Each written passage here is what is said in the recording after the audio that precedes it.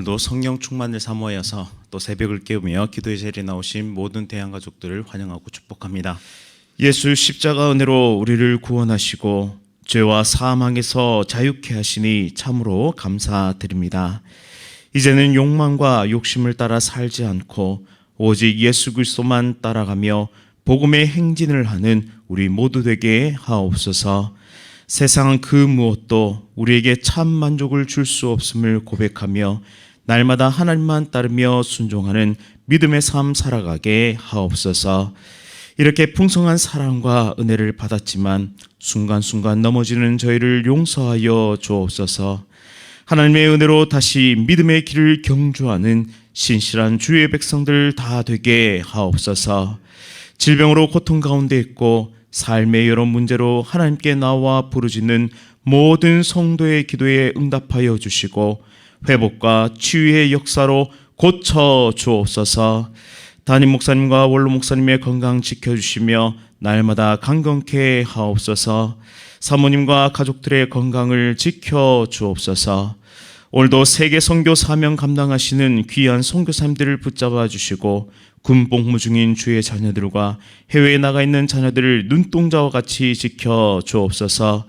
천사 찬양대의 찬양을 기쁘게 받아 주시오며 오늘도 진리와 생명의 말씀 잘 선포케 하옵소서. 예수 그리스도의 이름으로 간절히 기도드립니다. 아멘. 오늘 하나님께서 우리에게 주시는 말씀은 누가복음 1장 26절부터 38절까지의 말씀입니다. 신약 성경 87면에 있습니다. 누가복음 1장 26절에서 38절까지의 말씀 한 절씩 교독하실 때에 살아계신 하나님의 음성 들으시기 바랍니다. 여섯째 달에 천사 가브리엘이 하나님의 보내심을 받아 갈릴리 나사렛이란 동네에 가서 다윗의 자손 요셉이라는 사람과 약혼한 처녀에게 이르니 그 처녀의 이름은 마리아라. 그에게 들어가 이르되 은혜를 받은 자여 평안할지어다. 주께서 너와 함께 하시도다 하니 처녀가 그 말을 듣고 놀라 이런 인사가 어찌함인가 생각하매 천사가 이르되 마리아여 무서워하지 말라. 내가 하나님께 은혜를 입었느니라. 보라 내가 잉태하여 아들을 낳으리니 그 이름을 예수라 하라. 그가 큰 자가 되고 지극히 높으신 이의 아들이라 일컬어질 것이요 주 하나님께서 그 조상 다윗의 왕위를 그에게 주시리니 영원히 야고보의 집을 영으로 다스리실 것이며 그 나라가 무궁하리라. 마리아가 천사에게 말하되 나는 남자를 알지 못하니 어찌 이 일이 있으리까? 천사가 대답하여 이르되 성령이 내게 임하시고 지극히 높으신 이의 능력이 너를 덮으시리니 이러므로 나시바 거룩한 이는 하나님의 아들이라 일컬어지리라. 보라 내 친족 엘리사벳도 늙어서 아들을 배었느니라. 본래 임신하지 못한다 알려지니가 이미 6달이 되었나니 대저 하나님의 모든 말씀은 능하지 못하심이 없느니라. 다 함께 읽겠습니다. 마리아가 이르되 주의 여종이오니 말씀대로 내게 이루어지이다 하매 천사가 떠나가니라. 아멘. 은혜의 하나님, 은혜의 하나님이란 제목으로 말씀을 선포하도록 하겠습니다. 이 어머니의 사랑을 가장 함축적으로 나타낼 수 있는 단어는 모태, 자궁입니다. 그래서 히브리어에서 하나님의 긍휼과 어머니의 모태는 어원이 같은데요. 자궁을 뜻하는 라함과 긍휼을 뜻하는 라함임은 같은 뿌리에서 나온 단어입니다. 이 태아를 품은 어머니의 자궁을 한번 떠올려 봅시다. 비록 미약한 핏덩이에 지나지 않지만 자궁은 이미 생명을 자신의 테두리 속에서 받아들여서 자기 속에 있는 태아와 함께 살아가게 됩니다. 자궁은 자신과 태아를 분리해서 생각하지 않는데요. 바로 자신의 일부입니다. 따라서 자기 속에 들어있는 태아를 품고 감싸고 지키고 보호하기 위해서 자궁은 모든 힘을 다해서 잠시도 쉬지 않습니다. 태아에게 필요한 모든 것을 탯줄을 통해 공급하여 주고 아낌없이 공급합니다. 자궁이 태아를 위해 하는 모든 활동을 한마디로 표현하자면 바로 긍휼일 것입니다. 그리고 이 사랑은 아무런 보상도 대가도 바라지 않습니다. 하나님은 이 땅에 그 어떤 위대한 어머니보다 더 큰 사랑과 긍휼로 우리를 품고 감싸고 지키고 보호하고 계십니다. 그리고 그 사랑을 몸소 보여주기 위해서 독생자 아들 예수 그리스도를 이 땅에 보내주셨습니다. 또 다른 의미에서는 하나님 자신을 우리에게 주셨습니다. 그리고 십자가 처형을 통해서 하나님 아버지의 긍휼과 사랑으로 저와 여러분들을 품으셨고 그리고 우리를 인도해 주셨습니다. 오늘 본문은 이러한 하나님의 긍휼과 사랑을 이루시기 위한 또 하나의 사건을 다루고 있는데요. 우리가 잘 아는 유명한 수태고지입니다. 천사 가브리엘이 나타나 마리아에게 예수님이 잉태되고 태어날 것이라는 소식을 전하게 되는데요. 우리는 이 사건을 통해서 두 가지 진리를 깨달을 수 있습니다. 첫째는 하나님의 은혜는 그리스도의 고난에 동참하는 것이다 라는 사실입니다. 28절 말씀에 은혜를 받은 자여 평안할지어다 주께서 너와 함께 하시도다 라고 천사 가브리엘이 마리아에게 말합니다. 이 말을 들은 마리아는 매우 놀라게 되는데요. 그리고 이 말의 뜻을 깊이 생각해 보게 됩니다. 그리고 이어서 30절에 천사는 다시 이렇게 말합니다. 마리아여 무서워하지 말라. 내가 하나님께 은혜를 입었느니라. 이 두 번이나 마리아가 하나님의 은혜를 받았음을 입었음을 이야기합니다. 은혜는 헬라어로 카리스인데요. 하나님께서 사람에게 좋은 것을 선물하다라는 뜻을 가지고 있습니다. 하나님의 은혜, 다시 말해 좋은 것을 주시는데 그런데 그것은 아무리 생각해도 납득이 되지 않는 선물을 지금 주고 계십니다. 바로 처녀가 아이를 잉태하게 된다는 선물이었죠. 당시 유대 사회에서 혼인하지 않은 여자가 아이를 갖게 되면 그것은 목숨을 잃어버릴 수 있는 중대한 위기였습니다. 하나님은 은혜를 마리아에게 선물로 주셨는데 그 은혜의 선물이야말로 목숨을 잃게 될지도 모르는 상황, 이 아이러니 속에서 이 마리아는 얼마나 당혹스러웠을까요? 이뿐 아닙니다. 자신의 아들 예수가 십자가에 처참하게 찢겨져 죽어가는 모습을 바라봐야 하는 어머니의 심정은 어땠을까요? 사랑하는 아들이 채찍에 맞고 조롱당하고 십자가에서 서서히 말라 죽어가는 그 모습을 지켜봐야 하는 이 어머니의 마음은 얼마나 고통스러웠을까요? 그런데 이런 게 은혜라니요. 차라리 그런 은혜라면 받기 싫다고 그냥 가져가시라고 말하고 싶지 않겠습니까? 하지만 분명한 것은 성경이 이것을 은혜라고 말씀하고 있다는 사실입니다. 처녀가 잉태하게 된 것도 십자가에 예수 그리스도께서 달려 돌아가신 것도 은혜라고 분명하게 성경은 말씀하고 있습니다. 왜냐하면 그로 인하여 우리가 구원을 받는 유일한 길이 나타났기 때문입니다. 길이요 진리요 생명 되신 예수 그리스도께서 묵묵히 당하신 그 고난, 그 십자가가 우리에게는 은혜가 되었다는 사실입니다. 이처럼 은혜는 때때로 고난의 모습으로 찾아옵니다. 하는 일마다 잘 되고 풍성한 물질의 복을 누리며 또한 세상에서 인정받고 성공받는 삶을 사는 것만이 은혜가 아닙니다. 물론 하나님을 믿는 사람은 형통한 길을 걷게 되죠. 필요하다면 세상 모든 것의 주인 되시는 하나님께서 능치 못함이 없으신 하나님께서 우리에게 풍성하게 부어주실 수 있으십니다. 하지만 우리 편에서 전혀 은혜처럼 보이지 않는 그런 선물을 어쩌면 거절하고 싶고 하나님 그냥 다시 가져가세요. 내게 이런 일이 일어나지 않았으면 좋겠다고 그렇게 사정하고 싶은 그런 일들이 은혜의 모습으로 선물의 모습으로 우리 인생에 주어질 수 있다라는 사실입니다.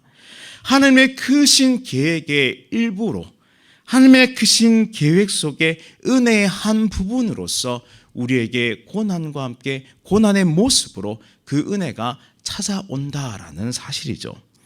내게 왜 이런 일이 일어났는지 나는 다 알지 못하지만 어쩌면 마리아가 전혀 상상치도 못했던 고난이 은혜였던 것처럼 하나님은 내게 주어진 고난의 시간을 통해서 은혜를 완성시켜 가실 것입니다. 또한 이 은혜를 통해서 복음의 사역을 완숙해 하실 것입니다. 살다 보면 참 화가 나고 억울한 일을 당할 때가 많습니다.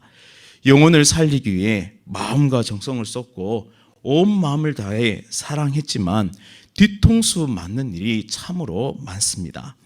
때로는 평생 들어보지 못했던 욕지거리를 듣기도 합니다. 또 물질의 손해를 입기도 하고요. 또 공경에 처할 때도 있습니다. 하지만 진정한 은혜는 무엇이냐 하면 바로 그리스도의 고난에 참여하는 것입니다. 복음을 위해 생명을 살리기에 영혼을 끝까지 포기하지 않고 우리에게 맡겨진 십자가를 지고 주님을 따르는 것이야말로 진정한 은혜의 길임을 우리는 기억해야 할 것입니다. 사랑하는 성도님 여러분, 하나님은 지금도 우리와 함께하고 계십니다.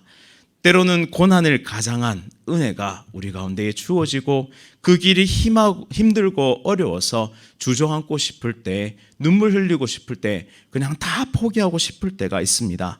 하지만 그때마다 긍휼에 풍성하신 하나님, 그 어떤 위대한 어머니보다 강한 은혜와 사랑으로 긍휼로 우리를 지금도 붙잡고 보호하고 지키고 함께 하시는 그 하나님의 긍휼 가운데 온전히 믿음의 길을 달려가는 거룩한 하나님의 백성들 다 되시기를 간절히 바랍니다. 두 번째는 하나님은 우리의 두려움이 변하여 믿음의 고백으로 나타나게 하시는 분이십니다. 30절에 두려워 떠는 마리아에게 천사는 마리아여 무서워하지 말라라고 말씀합니다. 이는 세례 요한의 어머니인 사가랴에게 했던 말이기도 한데요. 모두 천사를 보고 두려워했기 때문에 이런 말씀을 합니다.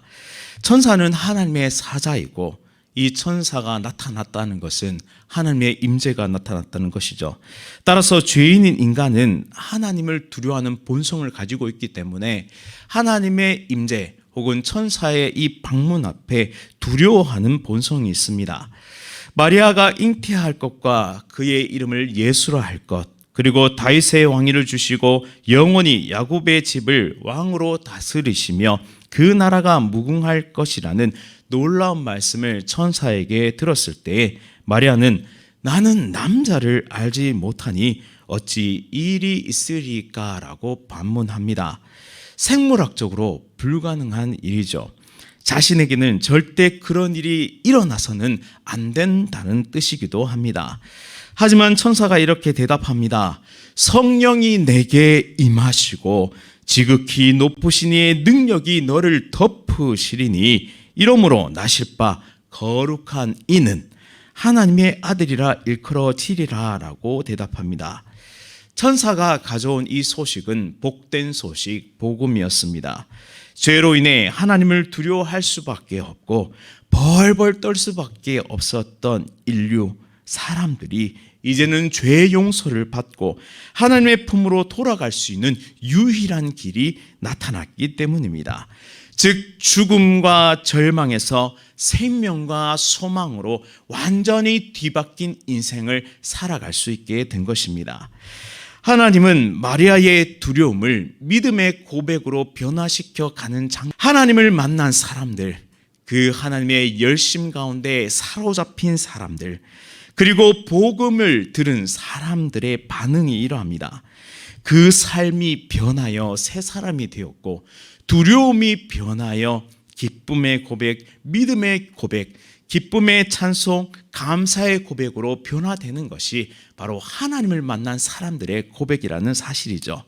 하나님에 대한 두려움은 그치고 사랑과 평안이 그의 인생 깊숙한 곳까지 들어오게 된 것입니다. 혹 오늘을 살아가는 우리에게 큰 두려움이 있습니까? 오늘 해야 하는 일, 또 나의 평생에 이루어가야 하는 사명, 그곳 가운데 순간순간 두려움이 찾아오십니까? 그리고 하나님께서 맡기신 이 일들을 감당하기에 내가 너무나 초라하고 부족해 보입니까? 이런 때에 우리가 구할 것은 성령 하나님의 충만한 은혜와 하나님의 역사인 줄 믿습니다. 성령 하나님께서 우리 가운데 충만하게 임하시고 하나님의 능력이 우리의 삶을 덮으실 것을 기대하시기 바랍니다. 그거면 됐습니다. 내가 어떤 모습이든 어떤 모양이든 아직은 불완전할지라도 그것이면 충분합니다. 바로 성령 하나님의 충만한 역사, 그리고 하나님의 그 은혜가 있다면 우리는 기어이 두려움을 떨쳐내고 성령 하나님과 함께 믿음의 길을 나서며 믿음의 고백을 할 수 있게 될 줄을 믿습니다. 오늘 하루도 모든 두려움을 떨쳐버리고 오직 주 안에서 자유하며 하나님께서 맡기신 사명 감당하며 하나님의 기쁨이 되는 저와 여러분들이 되기를 소망하고요. 우리 모두 오늘도 세상에 나가 승리하고 다시 만날 수 있기를 간절히 바랍니다. 기도하겠습니다. 하나님 아버지, 오늘도 풍성한 은혜 내려주심에 감사드립니다. 우리에게 독생자 예수 그리스도를 아낌없이 내주신 것이 가장 큰 은혜임을 고백합니다. 생명의 길을 열어주시고 구원해 주시며 이제는 복음을 전할 수 있는 삶을 살게 하시니 얼마나 감사한지요. 때로는 억울하고 때로는 힘든 일을 당할지라도 예수님과 함께 고난의 길을 걸으며 영혼 구원의 사명을 끝까지 완수케 하옵소서. 두려움을 떨쳐내고 오직 성령 충만으로 오늘 하루도 승리하고 다시 만나는 모든 대항의 가족들이 될 수 있도록 인도하여 주옵소서. 오늘 우리의 기도에 능력 있게 하시고 우리의 말과 행동에 사랑과 섬김이 나타나게 하옵소서. 이로 인하여 나의 삶 가운데 나의 뒷모습 속에서 예수 그리스도의 모습이 나타날 수 있도록 은혜 베풀어 주옵소서. 예수 그리스도의 이름으로 간절히 기도드립니다. 아멘. 하늘에 계신 우리 아버지여, 이름이 거룩히 여김을 받으시오며 나라가 임하시오며 뜻이 하늘에서 이루어진 것 같이 땅에서도 이루어지이다. 오늘 우리에게 일용할 양식을 주시옵고 우리가 우리에게 죄 지은 자를 사하여 준 것 같이 우리 죄를 사하여 주시옵고 우리를 시험에 들게 하지 마시옵고 다만 악에서 구하시옵소서. 나라와 권세와 영광이 아버지께 영원히 있사옵나이다. 아멘. 오늘은 베트남에서 사역하시는 우석정 선교사님을 위해 세 가지 기도 제목으로 함께 기도하겠습니다. 사역자들의 이동 중에서도 계속해서 좋은 일꾼들이 채워질 수 있도록, 그리고 새롭게 세워지는 교회들을 통해 하나님의 영광이 나타날 수 있도록, 또한 깜로센터 건축과 병원 건축이 잘 이루어질 수 있도록 인도해 달라고 이 시간 함께 기도하며 나아가겠습니다.